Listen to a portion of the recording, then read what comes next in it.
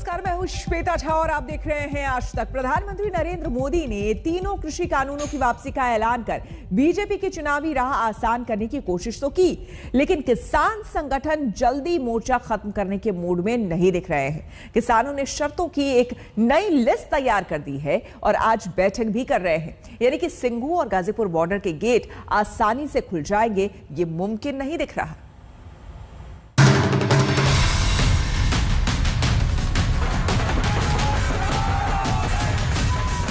PM Modi ने कहा, शायद तपस्या में कमी रह गई और पवित्र हृदय से कहना चाहता हूं कि शायद हमारी तपस्या में ही कोई कमी रही होगी।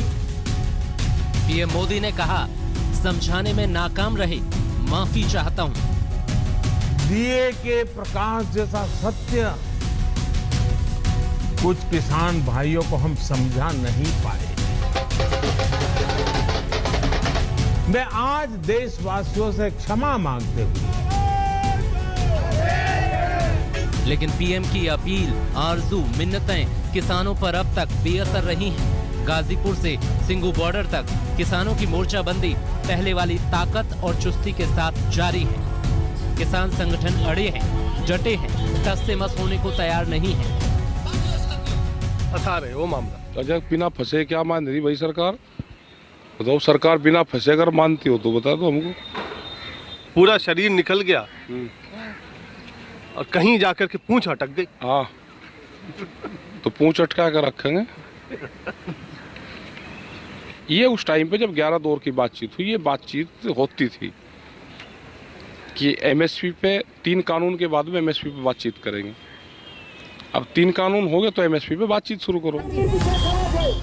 प्रधानमंत्री नरेंद्र मोदी को उम्मीद तो यही रही होगी कि कृषि कानूनों की वापसी के साथ ही आंदोलन की घर वापसी भी हो जाएगी। किसान घरों को लौट जाएंगे, खेती गृहस्थी के अपने कामकाज में जुट जाएंगे।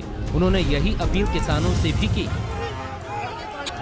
मैं आज अपने सभी आंदोलनरत किसान साथियों से आग्रह कर रहा हूं, आज गुरु पर्व का पवित्र दिन है।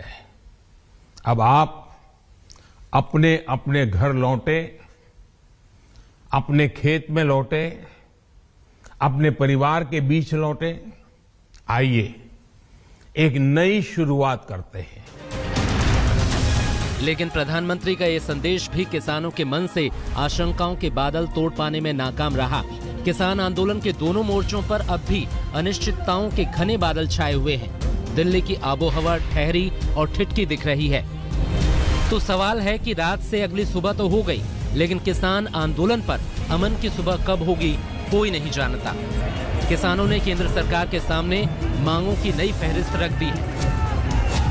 सरकार किसान संगठनों से बातचीत करे, बताए कि आखिरकार फैसला क्या हुआ है। कमेटी बने, उसी के जरिए फैसले लिए जाएं। एमएसपी पर गारंटी देने वाला कानून बने। सीड बिल वापस लिया जाए। इलेक्ट्रिसिटी बिल, पॉल्यूशन बिल वापस हो। उन किसानों को मुआवजा मिले जिनकी मौत हुई। किसानों पर हुए मुकदमे वापस लिए जाएं। भाव की बात नहीं करी। जो भारत सरकार ने एमएसपी तय करी उसी की तो बात कर रहे हैं अभी, और उसका भी मैकेनिज्म उसका भी ठीक नहीं है। वो तो अभी सवाल आया ही नहीं। लेकिन हमने ये कहा है कि आप एमएसपी को गारंटी कानून बना दो, आगे के और मामले होंगे वो बातचीत में आ जाएंगे और उनका समाधान होता रहेगा। इन आंकड़ों पर गौर कीजिए। 1 साल से ज्यादा वक्त तक चले इस आंदोलन में करीब 700 किसानों की मौत हुई। 10,000 से ज्यादा मुकदमे दर्ज हुए। इतनी बड़ी कीमत चुकानी पड़ी कि किसान हर कदम फूंक फूंक कर उठा रहे हैं। जान रहे हैं कि इस बार नहीं तो कभी नहीं का सवाल है। जो होना है अभी होना है। एक बार ये मोर्चा खत्म हो गया, ये तंबू उखड़ गए और इस जंग की धार कमजोर पड़ गई तो उनके मुद्दे भी ठंडे पड़ जाएंगे। इसलिए किसान ऐसी व्यवस्था की मांग कर रहे हैं जिसमें किसानों के हितों से समझौते का सवाल खत्म हो जाए। प्रधानमंत्री के ऐलान के बाद किसान संगठन आगे का रोड मैप तय करने के लिए जमा हो रहे हैं। सिंघू बॉर्डर पर 32 संगठनों की बैठक हो रही है। अब देश की निगाहें सिंघू बॉर्डर पर ही टिकी हैं। कुमार कुणाल, दिल्ली, आज तक।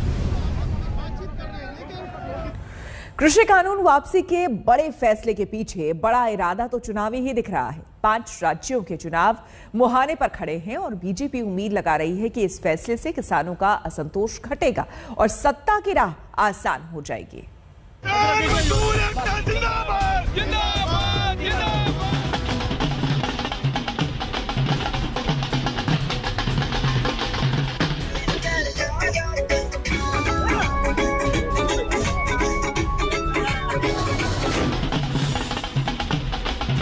न तो किसी को अंदाजा था, न कोई खबर। धरना स्थलों, खेतों और घरों में किसान अपने अपने कामों में व्यस्त थे कि अचानक वो खबर बिजली की तरह पूरे देश में दौड़ गई, जो सुनने के लिए किसान आंदोलनकारियों के कान साल भर से तरस रहे थे। 3 कृषि कानूनों को वापस लेने का, रिपील करने का निर्णय लिया है। सुबह सुबह कृषि कानूनों के वापस लेने की खुशखबरी जिस किसान ने भी सुनी, उसके कदम थिरक पड़े।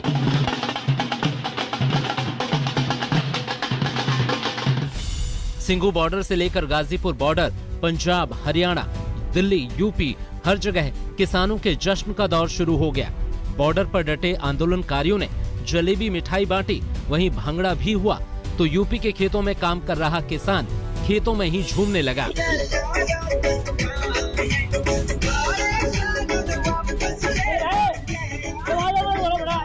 किसानों के चेहरे पर लाली लौट आई तो विपक्षी दलों का जोश भी हाई हो गया।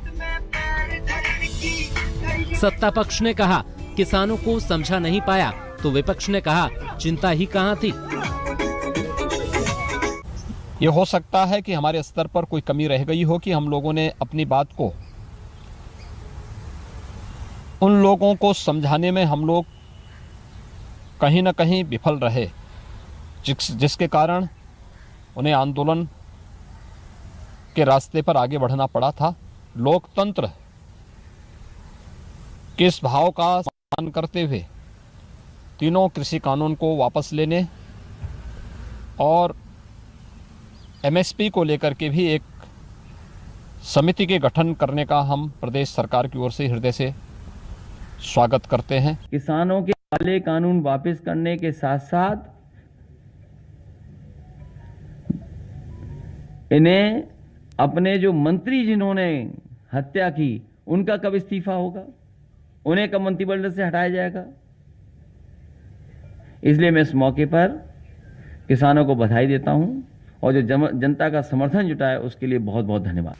कुछ किसानों को इन कानूनों में आपत्ति दिखाई देती थी, यद्यपि तर्क के साथ हम लोगों ने चर्चा का रास्ता अपनाया, उनको समझाने की कोशिश की, लेकिन फिर भी हम सफल नहीं हुए।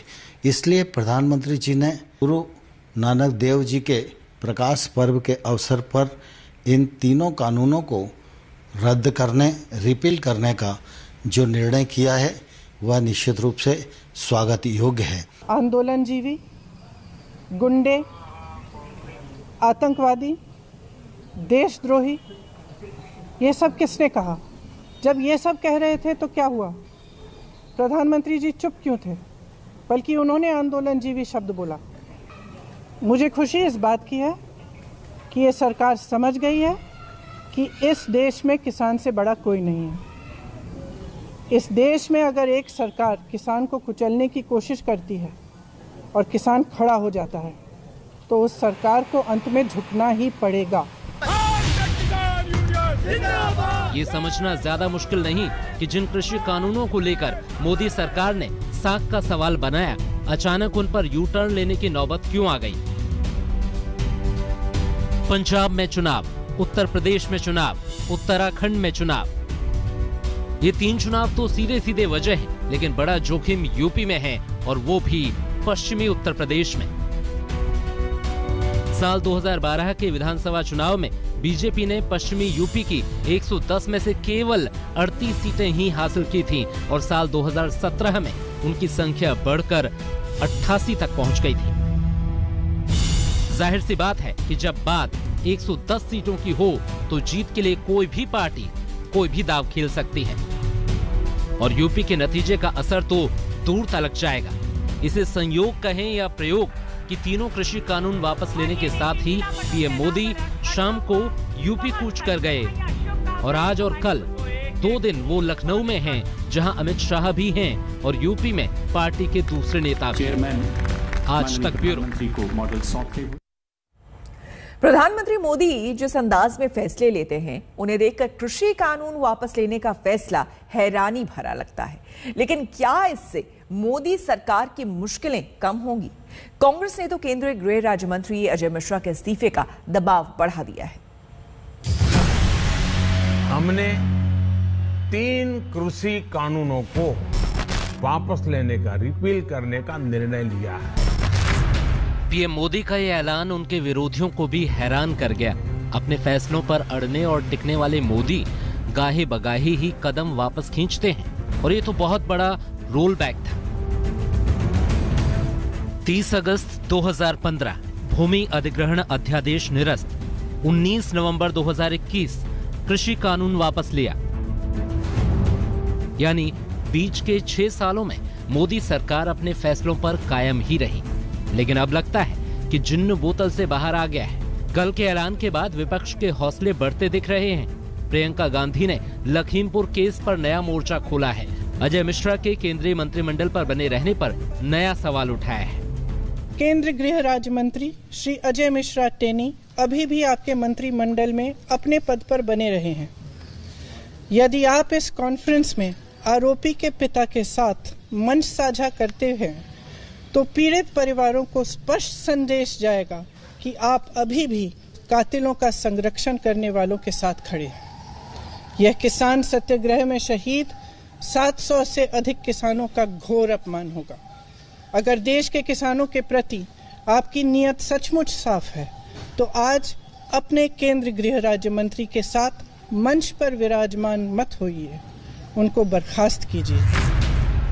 बहुत मुमकिन है कि कृषि कानून वापस लेने से बीजेपी को पंजाब यूपी की चुनावी जमीन में पांव जमाने में मदद मिल जाए। लेकिन विवादों के नए बवंडर भी तो सुलग रहे हैं। सरकार के कई और फैसलों पर सवाल उठने लगे हैं। सवाल है कि क्या कृषि कानूनों की वापसी से बीजेपी फायदे में रहेगी या ये घाटे का सौदा होगा? चुनावी फायदा मिलेगा तो कितना, और कहीं ब्रांड मोदी में सेंध तो नहीं लग जाएगा? आज तक ब्यूरो।